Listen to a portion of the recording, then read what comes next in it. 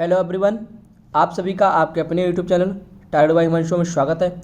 जिन भी साथियों ने अभी तक चैनल को सब्सक्राइब नहीं किया वह चैनल को सब्सक्राइब कर लें और बेल आइकन को प्रेस जरूर कर लें, जिससे कि जो भी आपकी क्लासेस होती है डेली उस सभी का नोटिफिकेशन आप सभी के पास सबसे पहले पहुँच सके। तो इसलिए आप चैनल को सब्सक्राइब कर लीजिए और बेल आइकन को प्रेस कर लीजिए। बाकी इस क्लास की PDF आपको टेलीग्राम चैनल पर मिल जाएगी, उसका लिंक आपके डिस्क्रिप्शन बॉक्स में दे दिया है। ओके, तो चलिए शुरू करते हैं। आज की क्लास के माध्यम से आप वो विकल्पी प्रश्नों को पढ़ने वाले हैं। मैंने 2 क्लासों में आपके लगभग 60 के समथिंग आपके बहुविकल्पी प्रश्नों को सॉल्व करा दिया है। आपके आज के भी प्रश्न हैं वह लगभग 31 प्रश्न रहने वाले हैं। तो आप कमेंट बॉक्स में ज़रूर बताइए क्लास के अंत में कि 31 में से आपके कितने सही हुए। ओके, चलिए। क्लास आपकी डेली 4 बजे होती है। संस्कृत की डेली आपकी 4 बजे क्लास होती है। 4 बजे क्लास होती है आपकी इस चैनल पर और 9 बजे क्लास होती है आपकी मनीष एकेडमी के चैनल पर। ओके, चलिए। आज का पहला प्रश्न है, अपादान कारक का विभक्ति चिन्ह क्या है? ए हे भू, बा दिया है मे पर, सा दिया है से अलग होना, दा दिया है ने। बताइए। 64 प्रश्न हमने लगभग आपके पिछले 2 क्लासेस में करा दिए हैं। बताइए। 65 अपादान कारक का विभक्ति चिन्ह है हे भू मे पर, से अलग होना, ने। यानी कि कर्ता ने कर्म को कर्ण से अपादान से अलग होना, यानी कि सा विकल्प आपका सही है। जिन्होंने सा दिया है उन सभी का सही है। प्रश्न संख्या 6 है आपकी स्क्रीन पर कि नारियल को संस्कृत में क्या कहा जाता है? नारियलम, नारिकेलम, नारियला, नारी। नारियल को संस्कृत में क्या कहते हैं? तो नारियल को संस्कृत में कहते हैं नारिकेलम। बा ऑप्शन इन्होंने जिन्होंने दिया है उन सभी का सही है। चलिए, प्रश्न संख्या 67 देखते हैं। सेब को संस्कृत में क्या कहा जाता है? सेब को संस्कृत में क्या कहा जाता है? बताइए। सेब को संस्कृत में क्या कहा जाता है? सेवम, सेवम, भद्रम, सेबी। तो सेब को संस्कृत में कहा जाता है, बा ऑप्शन जिन्होंने दिया है वह सही है, सेवम। प्रश्न संख्या 68 है, सरसों को संस्कृत में क्या कहते हैं? सरसम, सरसपा, सरसोहम, सरसपम। बताइए। प्रश्न संख्या 68 का सही ऑप्शन बताइए। तो सरसों को संस्कृत में कहते हैं सरसपहा, यानी कि बा ऑप्शन आपका सही है। प्रश्न संख्या 69 है आपका 69 प्रश्न संख्या है आपका, संज्ञाएं कितने प्रकार की होती हैं? 4, 3, 5, 6। संज्ञाएं कितने प्रकार की होती हैं? तो संज्ञाएं जो होती हैं वह आपकी 6 प्रकार की होती हैं। जिन्होंने दा विकल्प दिया है उन सभी का सही है।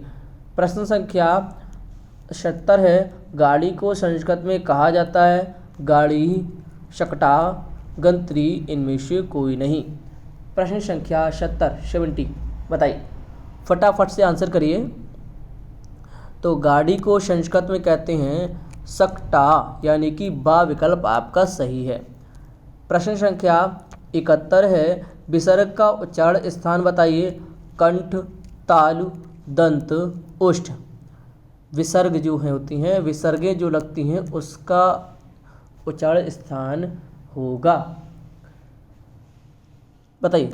तो विसर्ग का जो उच्चारण स्थान है वह आपका अ ऑप्शन सही है, यानी कि कंठ। कंठ से आपका विसर्ग निकलती हैं। जैसे आपका सेवी, जैसे कि आपने अभी ऊपर ऑप्शन में पढ़ा है, क्या पढ़ा? सेबी पढ़ा है ना, ऐसे ही।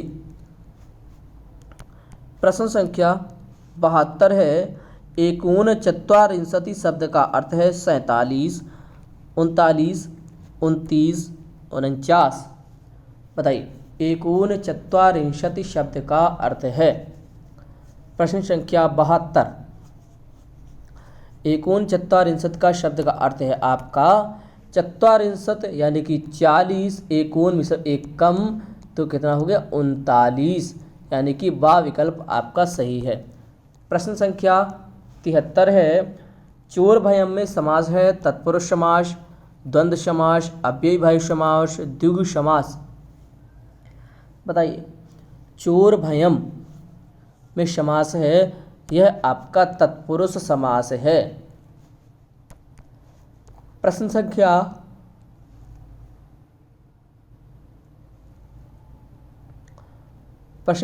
74 है आपकी स्क्रीन पर। भयार्थक तथा रक्षार्थक धातुओं के साथ विभक्ति का प्रयोग होता है। चतुर्थी विभक्ति, षष्ठी विभक्ति, पंचमी विभक्ति, द्वितीया विभक्ति। प्रश्न संख्या 74। देखिए, यह प्रश्न आपका 2016 के प्रश्न पत्र में पूछा गया है। यह प्रश्न आपका बहुत ही इम्पोर्टेंट प्रश्न है। भयार्थक तथा रक्षार्थक धातुओं के साथ विभक्ति का जो प्रयोग होता है वह आपका होता है पंचमी विभक्ति में, यानी कि सा विकल्प आपका सही है। प्रश्न संख्या 75 है, 75। अहम बालकम पश्यामि, वाच्य का कर्मवाच्य में परिवर्तन होगा। बताइए, कर्मवाच्य में परिवर्तन क्या होगा? तो कर्मवाच्य में जो परिवर्तन होगा वह आपका होगा मया बालका दृश्यते, यानी कि आ विकल्प आपका सही है। प्रश्न संख्या 76 है, महेश्वर सूत्रों की संख्या 8, 10, 12, 14। यह प्रश्न आपका 2017 में पूछा जाने वाला प्रश्न है। तो माहेश्वर सूत्रों की जो संख्या है वह है 14। प्रश्न संख्या 70 है, पावकः में संधि है गुण संधि, अयाद संधि, वृद्धि संधि, यड़ संधि। यह भी प्रश्न आपका 2017 में पूछा गया प्रश्न है। तो पावका में जो संधि है वह आपकी है अयादि संधि, यानी कि बा विकल्प सही है। प्रश्न संख्या 78 है, शा वर्ड का उच्चारण स्थान है दंत, तालु, कंठ, मूर्धा। शा वर्ड का उच्चारण स्थान है तो वह आपका है दंत। यह भी प्रश्न आपका 2017 में पूछे जाने वाला प्रश्न है। प्रश्न संख्या 79 है, त्रैश्चत्वारिंशत् शब्द का अर्थ है 34, 43, 103, 300। त्रैश्चत्वारिंशत्, चत्वारिंशत् यानी कि 40 और त्रय यानी कि 3, तो इसमें आपका होगा बा ऑप्शन आपका सही है 43। प्रश्न संख्या 80 है आपके सामने, पंचवटी में समास है द्वंद्व समास, द्विगु समास, बहुव्रीहि समास, कर्मधारय समास। तो पंचवटी में जो आपका सही ऑप्शन है वह आपका है द्विगु समास, यानी कि बा विकल्प आपका सही है। जिन्होंने भी बा दिया है उन सभी का सही है। देखिए, 81 है, ओम में ओ के आगे बना एस है, यानी कि जो इस टाइप का जो बना है, ये देखिए, इसको ह्रस्व स्वर कहते हैं, दीर्घ स्वर कहते हैं, प्लुत स्वर कहते हैं, उपयुक्त में से बताइए। ओम जो है यह आपका एक प्लुत स्वर है जो कि आपका सा विकल्प आपका सही है। प्रश्न संख्या 82 है, ई वर्ण का उच्चारण स्थान है कंठ, तालु, मूर्धा, ओष्ठ। कंठ, तालु, ऊर्ध्वा, मोष्ठ। बताइए, ई वर्ण का उच्चारण स्थान है कंठ, तालु, मूर्धा, ओष्ठ, तो इसका जो सही विकल्प है यह आपका बा विकल्प सही है, तालु।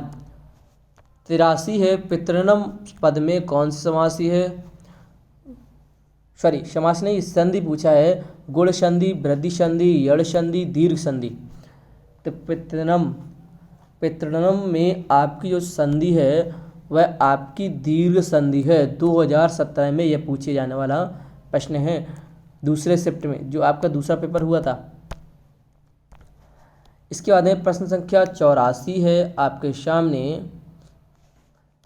शुद्ध वाक्य है, ज्ञानम विना न मुक्ति, ज्ञानेन विना न मुक्ति, ज्ञानात विना न मुक्ति, उपर्युक्त सभी। यानी कि ज्ञान के बिना मुक्ति नहीं है, तो कौन सा वाक्य आपका सही है बताइए। तो इसमें आपका आ विकल्प सही है, यानी कि ज्ञानम बिना न मुक्ति, ज्ञान के बिना मुक्ति नहीं है। प्रश्न संख्या 85 है, चतुर्विंशत शब्द का अर्थ है 24, 80, 16, 124। चतुर्विंशति यानी कि विंशति यानी कि 20, चतुर्विंश 4 यानी कि 24। तो आपका आ विकल्प सही है। प्रश्न संख्या 86 है आपका, देखिए, संस्कृत में भविष्य काल के प्रयोग के लिए लकार का प्रयोग किया जाता है। लट लकार का, लोट लकार का, लिट लकार का, लंग लकार का। भविष्य काल कह रहा है, तो भविष्य काल में आपका जो काल आता है वह आपका है लिट लकार, यानी कि सा विकल्प आपका सही है। 2018 में यह प्रश्न पूछा गया था। प्रश्न संख्या 87, संस्कृत व्याकरण की दृष्टि से शुद्ध रूप है उपरोक्त, उपर्युक्त, उपयुक्त, उपरियुक्त। 2018 में यह भी प्रश्न आपका पूछा गया था, यानी कि बहुत ही महत्वपूर्ण प्रश्न है। तो इसका जो विकल्प है वह आपका बा विकल्प सही है। जिन्होंने बा विकल्प दिया है उन सभी का सही है। बहुत बढ़िया। प्रश्न संख्या 88 है, संख्यावाची शब्द षण्वती अंक का वाचक है 69, 96, 79, 66। बताइए, संख्यावाची शब्द जो है यह आपका ब ऑप्शन सही है 96। यह प्रश्न आपका 2018 में पूछे गया प्रश्न है। प्रश्न संख्या 89 है, कर्ता का इष्टतम कारक है संबंध, करण, संप्रदान, कर्म। यह भी प्रश्न आपका 2018 में पूछे गया प्रश्न है। 89 में जो आपका सही ऑप्शन है वह आपका द ऑप्शन सही है, कर्ता का इष्टतम कारक है कर्म। प्रश्न संख्या 90 है, अकाह सवर्णे दीर्घा सूत्र है अयादि संधि का, गुण संधि का, दीर्घ संधि का, यण संधि का।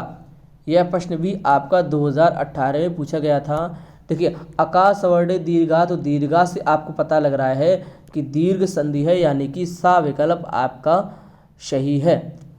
इसके बाद में प्रश्न संख्या 91 देखिए, संख्यावाची शब्द एक नोन विंशति अंक का वाचक है 19, 20, 21, 29। यानी कि एकोन विंशति, तो 20 में से एक कम यानी कि 19, यानी कि आ विकल्प आपका सही है। प्रश्न संख्या 92 है आपका, अनुक्त कर्म कारक में विभक्ति होती है प्रथमा विभक्ति, द्वितीय विभक्ति, तृतीय विभक्ति, चतुर्थी विभक्ति। अनुक्त कर्म कारक में आपका है वह आपका बा विकल्प सही है, द्वितीय विभक्ति होती है। प्रश्न संख्या 93 है, एको यणचि सूत्र है दीर्घ संधि का, कुल संधि का, यण संधि का, अयादि संधि का। बताइए, इको यणचि यानी कि यणचि से आपको पता लग रहा है कि ये यण संधि का सूत्र है। शा विकल्प आपका इको यणचि, इसमें आपका अयादि संधि का सूत्र है इको यणचि।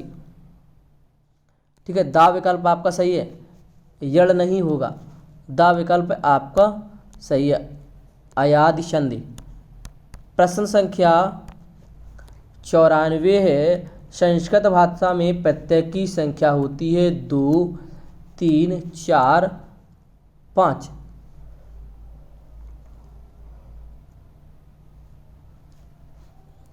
तो जो आपका संस्कृत में प्रत्यय हैं, एक आपका तद्धित प्रत्यय और एक आपका कृदंत प्रत्यय, ये दो प्रत्यय तो होते हैं, यानी कि आ विकल्प आपका सही है ना। यह प्रश्न आपका 2018 में पूछा गया प्रश्न है।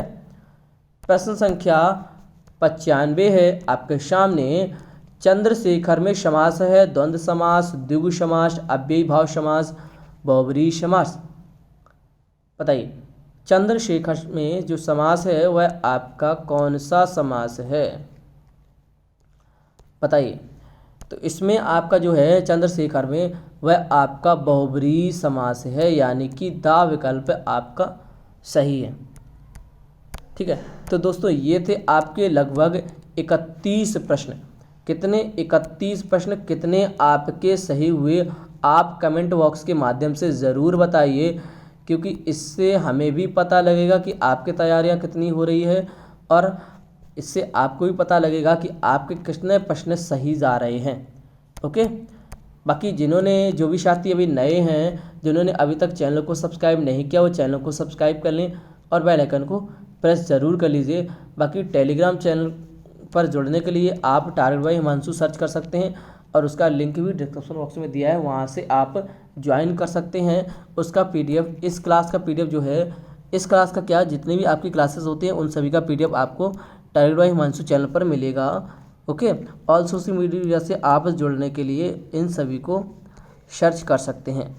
ओके, चलिए देखिए, क्लासें आपकी सुबह 8 बजे करंट अफेयर की, 9 बजे हिंदी की, 4 बजे संस्कृत की, 6 बजे आपकी मैथ की, और आपकी 10 बजे जीके जीएस की। ये 5 क्लासेस आपकी परमानेंट चलाई जा रही हैं इस चैनल के माध्यम से।